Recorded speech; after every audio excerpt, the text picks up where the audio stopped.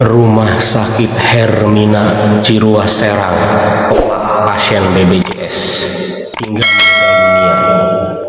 Gubernur Banten memerintahkan untuk evaluasi layanannya untuk Hermina ini ya, yang di Ciruas Serang. Itu kejadian untuk mencuatnya kasus Umar Ayashi ya, yaitu balita ya, berusia 3 tahun yang sempat dirawat di Rumah Sakit Hermina Ciruas Serang sejak 26 Agustus tahun 2025 kemarin.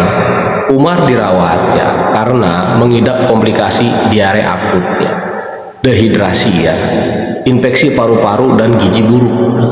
Usai 7 hari perawatan, pasien dipulangkan meski masih menggunakan selang di hidungnya. Nah, Umar sempat dibawa ke RSUD Banten ya.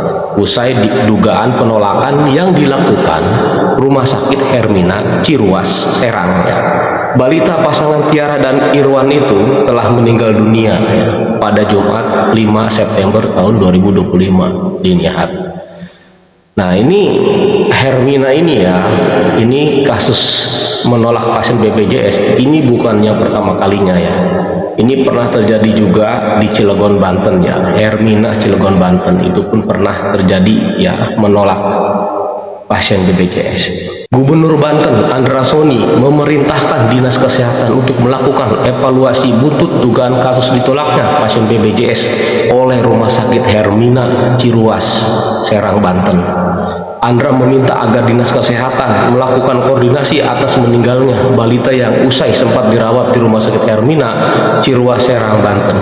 Menegaskan dan memastikan bahwa kasus buruknya pelayanan kesehatan di Banten tak boleh terulang lagi. Nah, ini jangan sampai nih rumah sakit kayak Hermina ini ya terulang lagi menolak pasien BPJS ya, karena itu semua sudah diatur dalam undang-undang. Dalam keadaan apapun rumah sakit tidak boleh menolak pasien BPJS apapun alasannya.